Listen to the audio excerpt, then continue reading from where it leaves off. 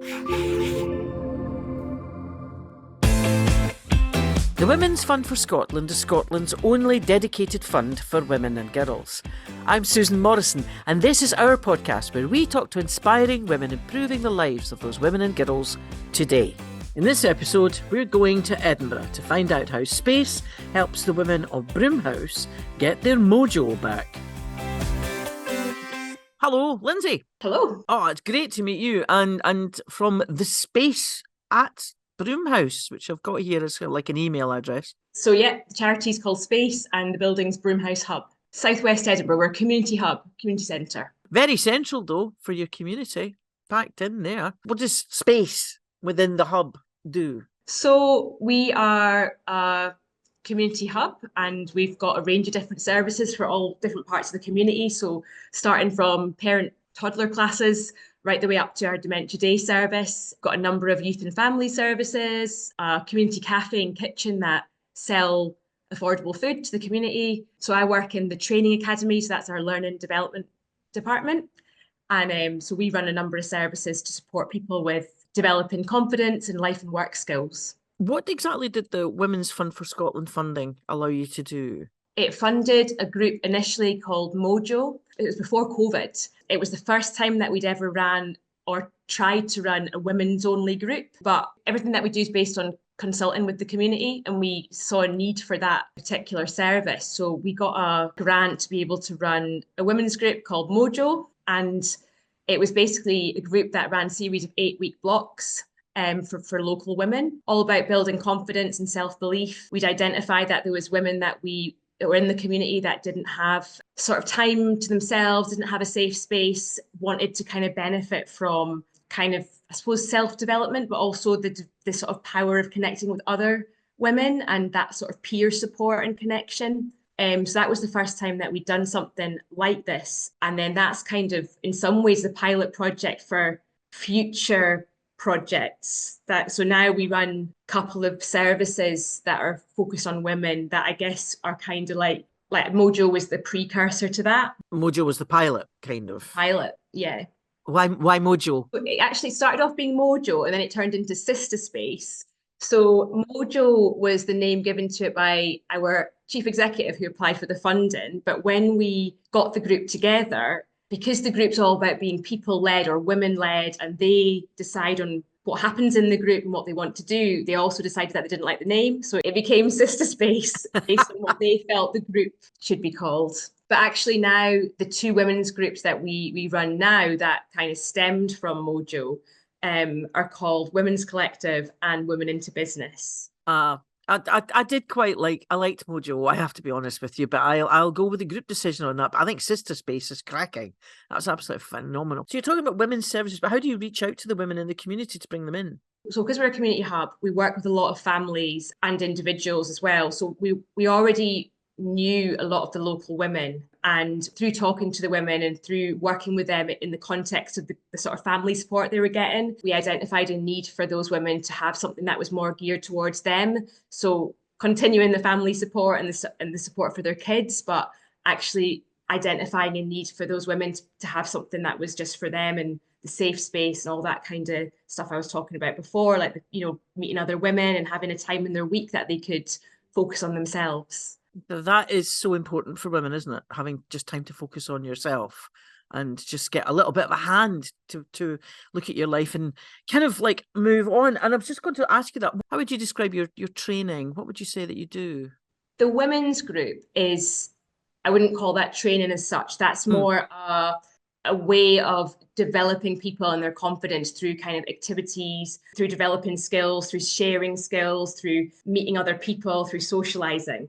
But once the women have kind of engaged with that group and have the benefits that that group would give, so the sense of belonging, the making friends, developing confidence, once they've kind of got those foundational sort of aspects in place, some of them go on to doing training that's linked because they want to basically start a career. Other people might do something else. They might want to increase their digital skills, or women that don't speak English as a first language might want to do our English classes for ESOL learners. So we find that once the women have joined our women's group and done that for a period of time, often they just naturally want to do more. They might have more of an awareness of the opportunities that are available to them, or they might increase in self-belief and realize that opportunities that they maybe previously thought weren't for them could be. So we sort of, the women's group seems to be almost like for some women, a stepping stone to further training, which is lovely to see. I think that is lovely to see. I'm always wary of words like success because how you measure that is really fluid. But it seems to me that you break down these barriers, these walls around women, including things like loneliness, and you create a very supportive atmosphere for people for women to go on. Would you count that as success? Success for one woman might be different to success for another woman. So it's difficult to kind of say. But as a general rule, I think that women tell us that we focus on their strengths. If they have got challenges in their lives, we're trying to help them with those challenges. And a lot of the challenges are specific to being a woman. They've often got more childcare, maybe more caring responsibilities, oftentimes lower confidence. So like we do try and work with women and help them with those particular barriers. Then we find that they naturally they tend to want to move on to other things afterwards. That's really impressive that they do go on to other things. I mean, it Yeah. seems to me so that you're not a closed system, that you've got women coming through it all the time. Gosh, that must be quite a strain on your organisation. I mean, I hope you look after yourselves. I hate to sound like a mummy there, but I just did. Sorry. We sort of, that's what we want to do. I mean, we don't want to tell people they have to stop working with us too soon. Obviously, we want to support people when they need the support. But ultimately, if somebody can develop confidence that they might not have ever had, or increase that, and then realize that there's more options open to them in life, and then progress onto something else in line with what they want to do, then that's the ultimate goal, I suppose. But success for one woman could be, I don't know, it could be learning how to make eye contact and feel confident enough to attend the group. But success for another woman could be something like deciding on a particular career path or developing a hobby. The group itself is we try and encourage the women to be active in the planning and the delivery of the group. So you could have somebody that maybe didn't participate much in the group, possibly because they're new or because of lacking in confidence. But as time goes on, we see women gradually take a bigger role in the actual running of the group. And it's that kind of development of like leadership skills and communication skills, and realizing that they have the skills to do that. That's really beautiful to see. Like we had one woman that said to us, I spent so many years in the home raising my kids and running the house. And she's like, I don't regret that. That was great. But I didn't think I could ever do anything else. I thought it was too late for me. This woman was probably late 30s, early 40s. And she ended up going to college, and also before that took a really active role in the running of the group alongside our project worker. And she was just amazed. She's like, like the world's been opened up to me. And I think it was due to the confidence building, The confidence building thing is a really crucial part of practically any organisation, I think, that is working with women to break down those barriers of loneliness and bring them into communities like Space. Do you have any words or helpful guidance for other organisations that want to work with women? I mean, is there anything that you've learned that you think could be helpful? I suppose as a general rule, I think that you should always consult with the women beforehand. So like if you want to run a women's group and work with women, start speaking to the women in your community or wherever, and find out what they want, and they'll tell you. So as a community hub, we do regular community consultations for all of our services. But then we'd also do, like when we're at the beginning of setting up a new group or a new project, we would always do like a mini focus group, questionnaires, just speak to people in the community. And I think that can really help lead what you're going to do, because you're answering what they're telling you they'd like, what they'd like to see. It's not that sort of top down. We are going to tell you what you want. You made a big effort to go out and find out what they wanted. Yeah, I think so. And I think that obviously you have to get the funding in as well, which is often the other challenge. Yeah. It's almost like you're looking at what funding's out there, but then you're also listening to what the women would like, and you're trying to match the two. Yeah. I mean, you must have trends and key issues that you see affecting women quite a lot. Is there any commonality in what these women come to you with? Increasingly, a lot of our women are from minority ethnic backgrounds. We don't. It's open to any woman, but a lot of people from minority ethnic backgrounds are the women that engage with us.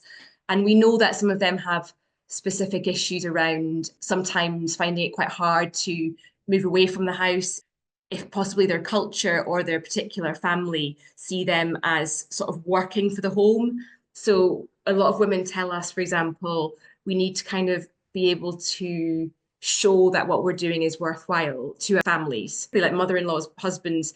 So we were trying to listen to that and maybe give some kind of reward for doing it. So we usually give vouchers, that sort of thing, so that they can say, well, I'm doing this, I'm getting trained up, and this is what I've got to show for it. It must be fascinating to watch these things develop and watch these groups develop. And it's also, you're giving them space to develop, which I think is really exciting. So you are finding ethnic minority women coming in and feeling safe. Yeah, exactly. And one thing that stemmed from our women's group is we identified that a lot of the women, they kind of had their own businesses that were maybe not sort of fully formed, but a lot of them were like, yeah, I've got this little sewing business on the side, or I've got this, I do a bit of catering. And when we were speaking to them more, we were like, that's amazing. And we'd look into kind of the quality of the stuff that they were maybe providing. The women that were doing sewing, for example, it's like top-notch, amazing workmanship. And women that were saying that they were having catering businesses on the side, it was like amazing. These particular women were from like Northern Africa, and they had these like amazing Northern African kind of afternoon tea treats that they were creating. So it was from our women's group that we created Women into Business as well. So that's one of our courses where we specifically help women to set up their own business or to make something that maybe started off as something quite small and just on the side into something that was a bit more funded, and tying them into the right kind of support for that business and helping them realize that they could actually develop that into something bigger if they wanted to. Women into Business it's just amazing seeing the women develop over a course of weeks. And part of that's about putting them in touch with some of the kind of business services that Edinburgh does have. Like, we've got Business Gateway, we've got a number of different sort of First Port, we've got these different charities or organisations that do help people set up their own business, but oftentimes they're not accessible for the women in our community. They often aren't aware of them, or they don't have the confidence to just go into town and to sort of engage with these services. So we're trying to bring those services to them and help raise awareness, but from where they are. Oh, that's an excellent idea, because even just going into an environment that you're not sure of is quite nerve-wracking. And if you're not familiar with the structures at all, then it would be really frightening. So that's amazing. So these afternoon tea treats, so how do we get them?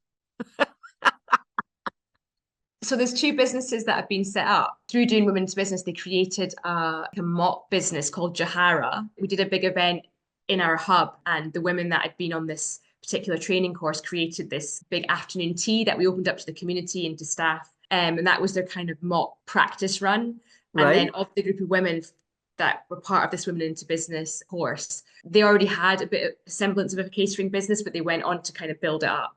Make it more formal. Yeah. Yes, because I if there's cakes available, you bet I'll be there. Just finishing up, because you're saying that, you're looking for funding and you're working with these women groups. Are there real challenges coming up ahead of you that you can see that you're trying to address? Because I run a learning and development department with like multiple projects, I feel that funding is always my biggest challenge. Yeah. In an ideal world, I'd try and find multi-year funding that was going to kind of, be able to pay for all the services that we want to run and that the community are saying that they need.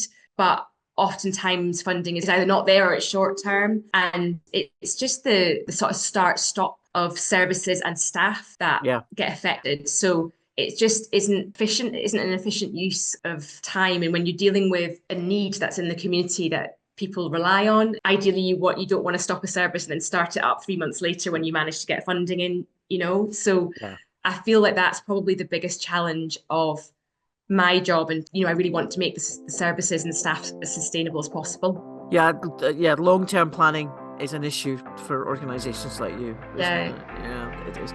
So this has been absolutely fascinating, Lindsay. Thank you so much for joining us. Thank you. Thank you for joining us and listening to this story. I hope you've been inspired. And if you would like to support the Women's Fund for Scotland, search for us online and listen out for our other podcast episodes.